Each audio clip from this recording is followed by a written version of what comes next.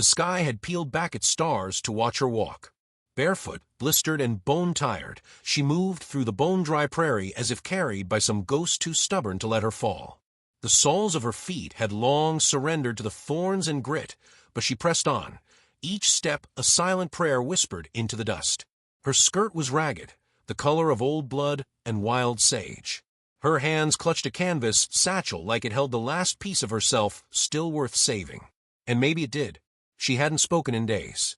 Not to another soul. Not even to herself. The wind had been her only companion, and even that kept its distance in the heat. But silence suited her fine. She'd had enough of promises spoken sweet as molasses, and just as sticky. Enough of hands that took, and eyes that twisted every kindness into something owed. So she walked. Southward. Always southward. With no map and no shoes, guided only by something older than direction, a need to be anywhere else. Her name hadn't passed anyone's lips in 4 days. She wasn't sure it ever would again. On the first day, she thought of turning back. Her feet were raw, her lips cracked from thirst, and she kept imagining her father's face, not in anger, but in the moment he refused to meet her eyes. That was worse. He didn't shout when she came home empty. He didn't curse her for the weeks she'd been gone, or the man she followed across 2 states. No, he just looked past her, as if she were wind through a broken door, as if she'd never been his daughter to begin with. He'd told her to leave before sundown. By the second day, her stomach was cramping from lack of food, but the pain gave her something to focus on besides memory. She drank from creek water and bathed her feet in it, watching the red cloud billow out like something holy being released. Every pebble felt like judgment. Every mile was a reckoning. But still she walked. She met the preacher's wife just before dusk. It wasn't a planned meeting. Nothing in this part of the West was. The woman had set up a small camp beside a split-log fence, a mule tied off beside a pot of beans warming over coals. She was older than dusk and wore grief around her eyes like a veil, but she smiled kindly and gestured the girl closer without asking a name. They ate in silence, and when the woman passed her a rag to clean her feet, she didn't look away at the blood. She only said, "You ain't ruined, child. Just raw. And raw things grow back stronger." It was the kindest thing she'd heard in years. It made her cry once she turned her back. That night, the stars burned down like they pitied her. She didn't sleep much, curled beneath a tree root with her satchel as pillow and her body trembling from cold and fear. But she dreamed not of the man she left, but of a small wooden porch in some nowhere town where no one knew her name. In the dream, someone brought her a blanket. That was all, but was enough to wake her with tears drying on her cheeks. By the 3rd day, her body was beginning to forget what comfort felt like. Her hair tangled with dust. Her fingernails lined with prairie soil. The wind pushed her forward sometimes, as if it too wanted her to reach something, though neither of them knew what. Her mind wandered. She thought about the man with the charming grin and snake-oil eyes. How he made her laugh until he made her beg. How he said she was a burden after saying she was the moon. She remembered the morning she left him. He was still asleep. She didn't leave a note. No shoes, no money. Just her and a single change of clothes in a satchel. It didn't feel brave at the time. It felt like drowning in silence. But now, with each mile stretched underfoot, she began to believe it might have been something close to holy. The sun fell fast on the 4th day. Her legs had begun to give without warning, and the skin beneath her knees ached with every stumble. She saw buzzards circling above and felt a strange comfort in knowing something still noticed her existence. She reached the edge of a long road, one of those old cattle trails gone to dust and rumor. She dropped beside it, more falling than kneeling. The sky swam above her. She wasn't sure if she would ever rise again. And then she heard it. Hoofbeats. Steady. Measured. Not the gallop of fear or chase, but the rhythm of a man with nowhere to rush toward and nothing to run from. She lifted her face with the effort of a woman lifting a grave's headstone. Squinted through the sweat and glare. He was a silhouette first. A man on a horse, outlined by dusklight. Broad-shouldered. Hat tipped low. He slowed when he reached her. The horse snorted, paused, and waited. He dismounted without speaking. She stared, not sure whether to beg or brace. But he didn't either. He crouched beside her, his boots dust-covered but whole, and placed a canteen gently in the dirt between them. Then he sat, just sat, beside her. Like someone watching a sunrise he didn't want to scare off with noise. The silence between them stretched like fabric being pulled tight. Still, he said nothing. She reached slowly for the canteen, drinking with hands that trembled more from the quiet than the thirst. She expected a question, a name, a joke, but he offered none. Only his presence. The horse grazed nearby. A breeze stirred through sagebrush. Finally, she asked, voice rasped from disuse, "Why?" He didn't answer, just looked at her with the kind of eyes that didn't see what was broken, but what had survived. And somehow, that felt like enough. The light around them thickened to twilight. The road stretched long and forgotten ahead. She didn't know where it led. But for the first time in days, maybe years, she didn't feel alone. She closed her eyes and let her head rest on the satchel. Not sleep, just stillness. And he remained there, seated beside her, a stranger whose silence weighed more than 1,000 careless words. He said nothing, but it was the first thing that made her feel safe in a very long time. When she opened her eyes, the morning had turned gold and pale. The sky, wide as forgiveness, lay above them in soft strokes of light. She wasn't dead. That surprised her. The man was still there. He hadn't wandered off during the night, hadn't stolen her satchel, hadn't left her to the wind. He sat just beyond her reach, leaning back against his saddle, eyes closed but not asleep. The horse stood beside him like an old friend, reins loose in his fingers. She studied him. He looked about 30, weathered, not in the way of hard men who bruised the world around them, but like something carved slowly by time and sun. His face was strong, jaw shadowed with stubble, his hands calloused, but still. No nervous tics, no restless fidgeting, just still. She waited for him to speak. He didn't. Eventually, she rose on shaking legs, brushing dust from her skirt. Her feet ached like cracked porcelain. The skin along her heels had torn open overnight, and she winced as blood surfaced again. But she didn't cry. Not anymore. The tears had run dry somewhere between the second night and the 3rd mile of thorns. He stood once she did, offered no questions, no names. Instead, he turned to his horse and adjusted the straps. Then, without a word, he guided the reins toward her and held them out. The implication was clear. She blinked. "I can walk," she muttered, voice raw. He didn't argue. Just let the reins hang there in the morning breeze. She stared a moment longer, then reached out. Not for him, but for the animal. The horse's eyes were dark and soft. It didn't flinch as she touched the saddle, as she pulled herself up slowly, painfully, into the seat. Her whole body screamed. But she sat. That was something. The man walked beside her. And so began a day wrapped in silence, not of emptiness, but of something deeper. He didn't prod her for reasons or names or past sins. Didn't offer half-kind compliments or clumsy praise. He simply walked, boot prints carving steady rhythm into the dust while she rode above like a queen dethroned but not destroyed. It unnerved her at first. Men always filled the quiet. With noise. With need. With questions pretending to be kindness. But this man offered nothing but pace and presence, like a fence post planted in good earth. Steady, rooted, there. She found herself watching him. The way his coat swayed with each step, the line of sweat down his neck, the dust that settled on the brim of his hat. He moved like someone who didn't need attention to know his worth. Someone who'd already been tested and come out quiet on the other side. Around midday, they came upon a patch of stream and willow. He stopped and tied the horse loosely to a branch, then walked to the water and knelt. She slid down from the saddle slowly, legs stiff from disuse. The water shimmered in the heat. Cool, gentle. She knelt beside it, dipped her feet in, and hissed at the sting. He offered her a strip of cloth from his pack. Still didn't speak. She took it without thanks, soaking it and pressing it against the worst of her blisters. Blood bloomed into the cloth, like secrets rising to the surface. She didn't look at him. Didn't need to. His silence was a comfort now. They rested under the trees. A bird called somewhere in the branches above.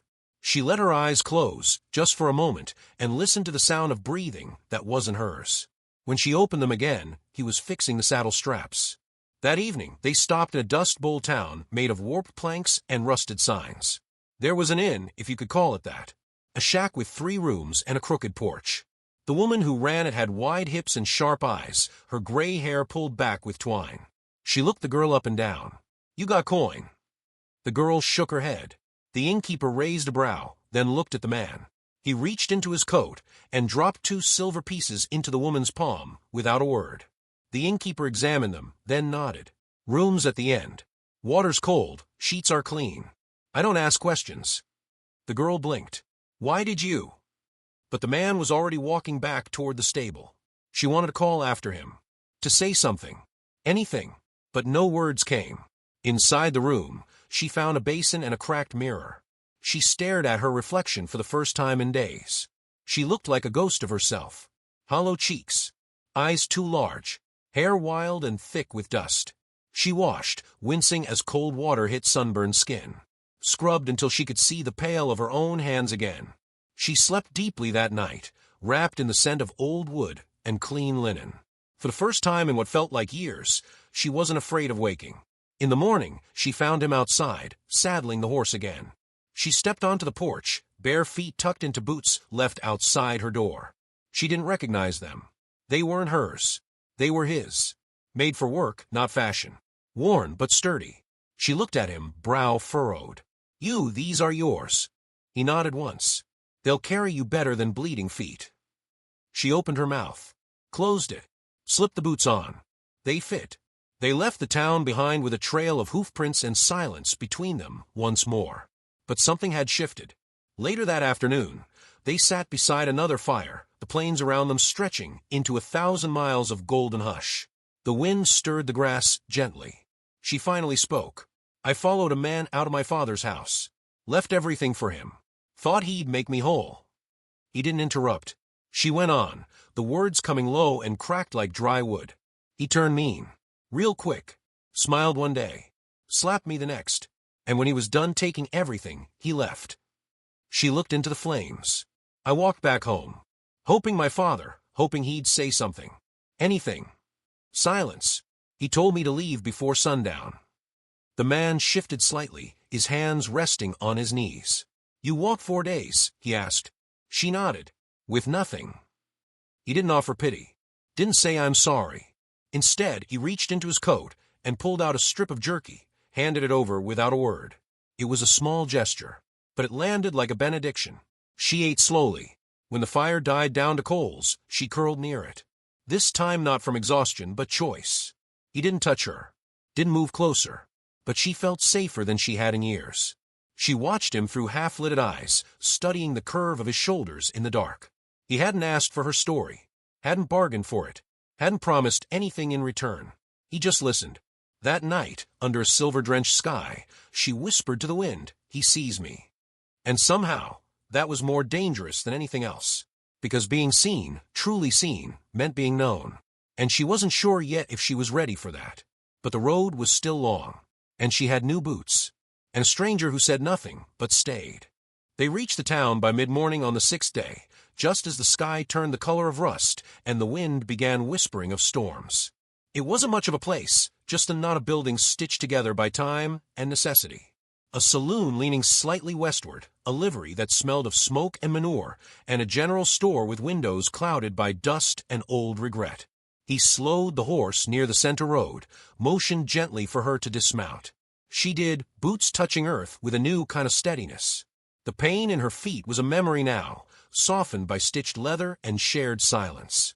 The townsfolk watched them like crows on a fence, quiet, curious, but distant. No one called out. No one stepped forward. They were strangers, and strangers were measured before they were met. He led her toward the ranch at the edge of town. The land opened up there, flat, vast, broken only by fence lines and cattle calls. A man with a silver beard and a pipe between his teeth greeted them at the gate. They spoke quietly. Few words. Then a nod. The gate opened.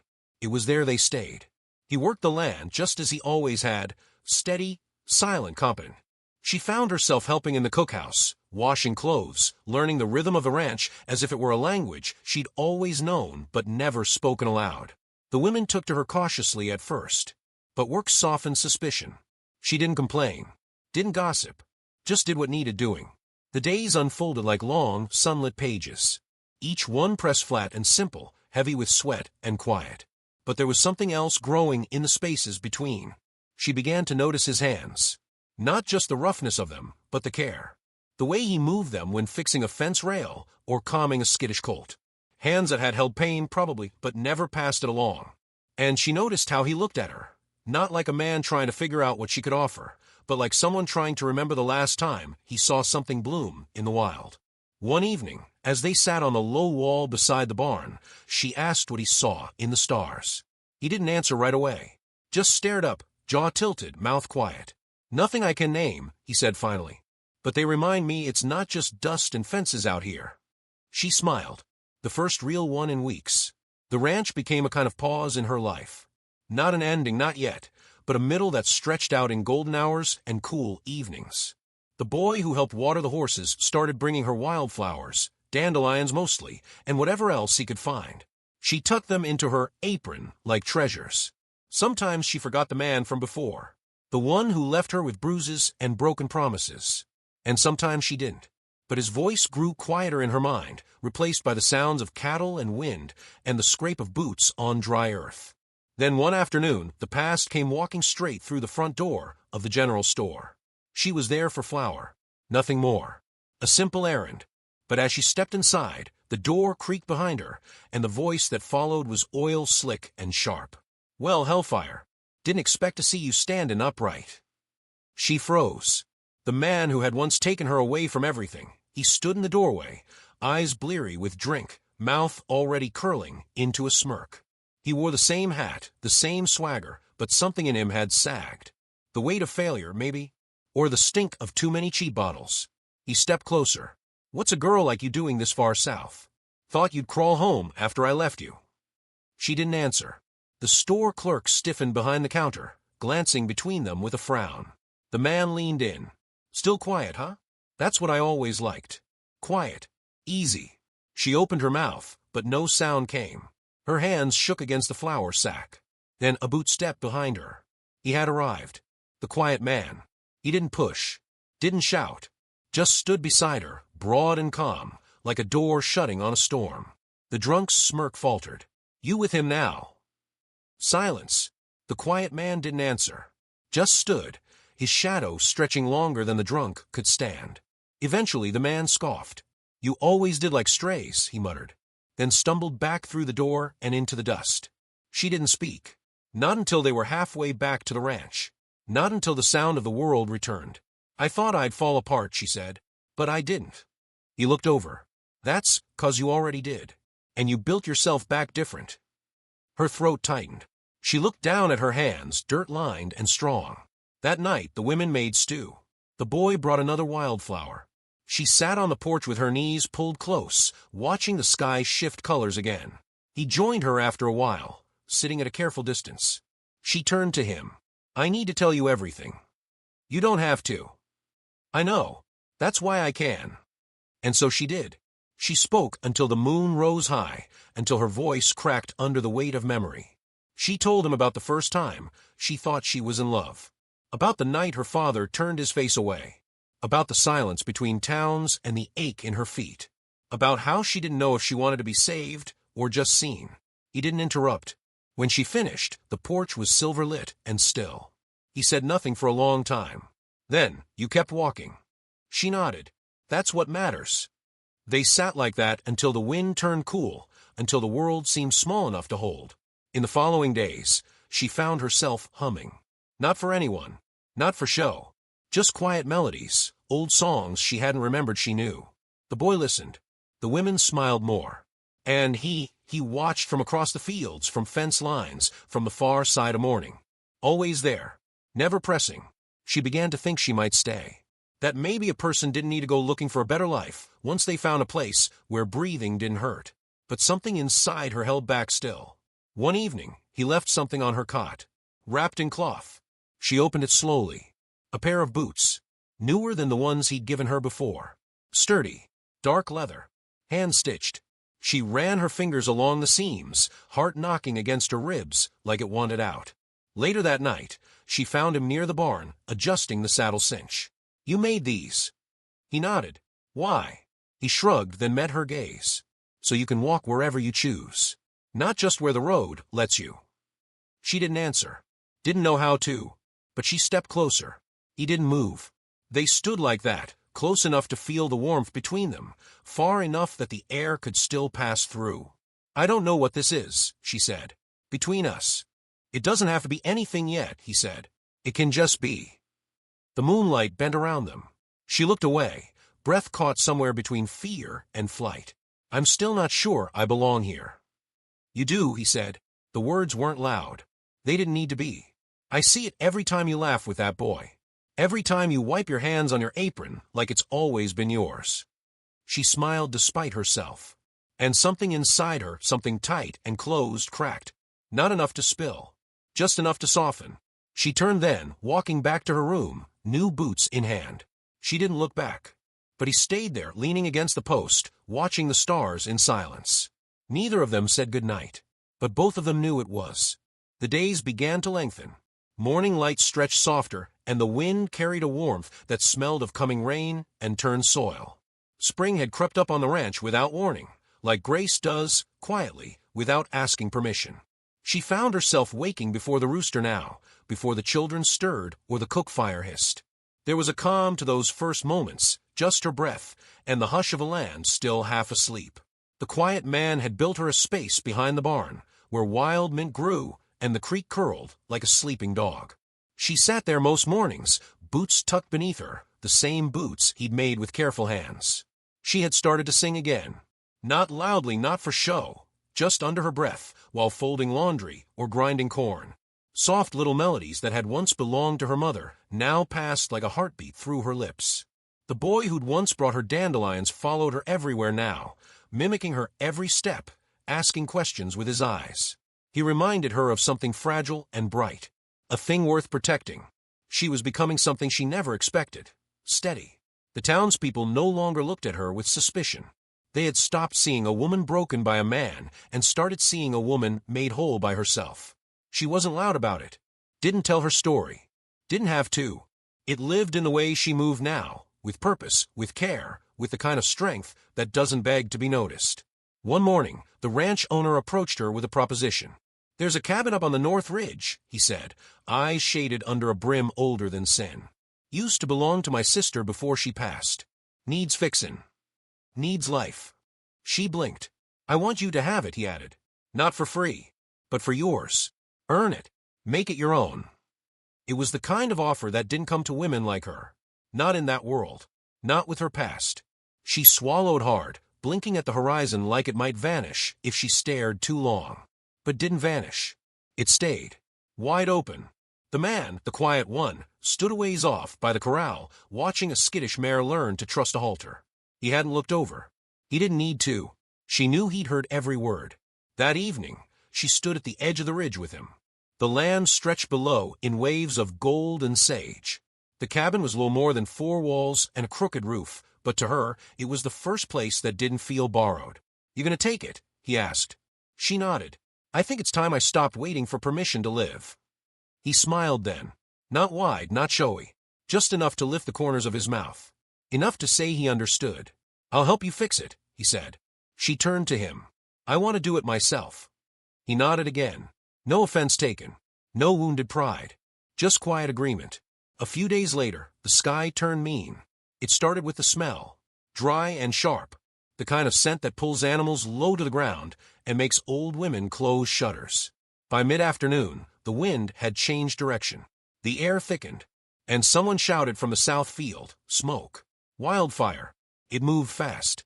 Faster than the ranch hands could contain.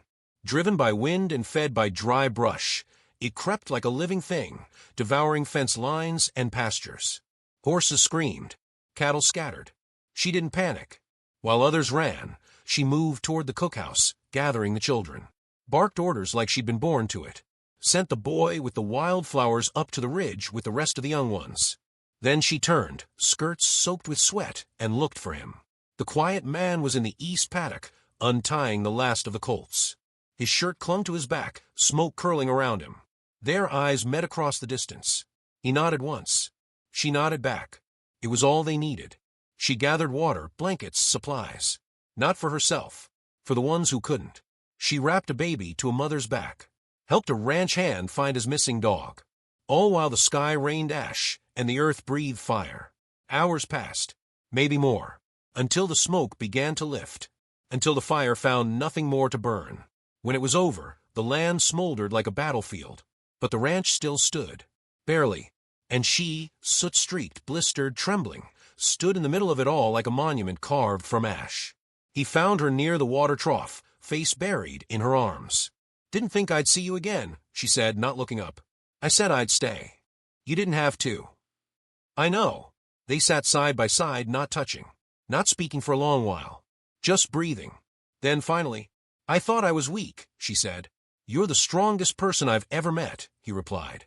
"And I've known men who fought wolves." She laughed once. A cracked sound, but real.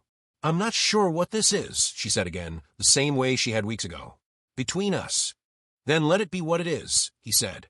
"No need to name it." She turned to him. "But I need to choose it, not stumble into it, not survive my way into it. I wouldn't want it any other way." Silence, then wind. Later that week, she began fixing the cabin. With her hands, with her sweat, with wood salvaged from fire-scorched barns.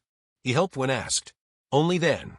The boy brought her the first wildflower of the new season, purple and thin, trembling on its stem. She pressed it into a book with fingers no longer afraid to hold something delicate. Word spread about the fire, about her, about how she had led children to safety and saved lives without shouting a word. People from town came to the ridge to offer thanks, to bring tools, nails, window glass. She accepted it all without apology, not because she needed saving, but because she had learned that accepting kindness doesn't make you weak. One morning, she walked the road where it had all started. The same dirt path where she'd once fallen, bare feet bleeding, with the world pressing her down. Only this time, she wore boots. His boots. The same man rode beside her again, still silent, still steady. But this time, not a stranger. She didn't speak. Didn't need to. The road stretched out ahead. It wasn't paved in certainty, but it was theirs. A breeze stirred the wildflowers growing where the fire had passed, blooming bright from burned soil. She looked up at him and smiled. He reached for her hand. She didn't pull away, because some things don't need permission. Some things just need time. And this, whatever it was between them, had waited long enough. They rode on, dust curling behind them, the horizon wide, and waiting. And for the first time, she didn't fear what came next.